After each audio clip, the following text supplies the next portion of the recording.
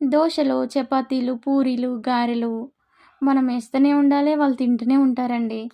అలా కాకుండా సింపుల్ ప్రాసెస్‌లో బాన్సీ రవ్వ ఎలా చేసుకోవాలో నేను మీకు చూపిస్తున్నాను. దానికి కాంబినేషన్‌గా టమాటో గ్రేవీ కర్రీ అద్దిరిపోతుంది.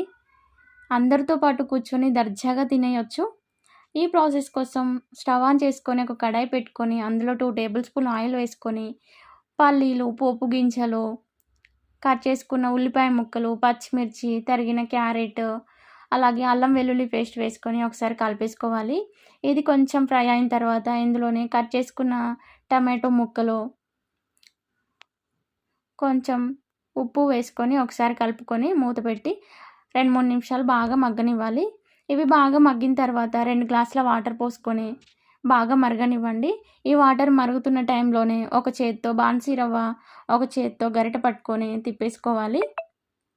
మూత పెట్టుకొని ఒక 2, 3 నిమిషాలు బాగా మగ్గనివ్వండి. ఇది బాగా మగ్గిన తర్వాత స్టవ్ ఆపేసుకోవడమే. ఆ తర్వాత ప్లేట్‌లో పెట్టుకొని తింటే ఉంటదండి. మధ్యాహ్నం వరకు ఆకలనే మాట ఎవరి నోటి నుండి రాదండి.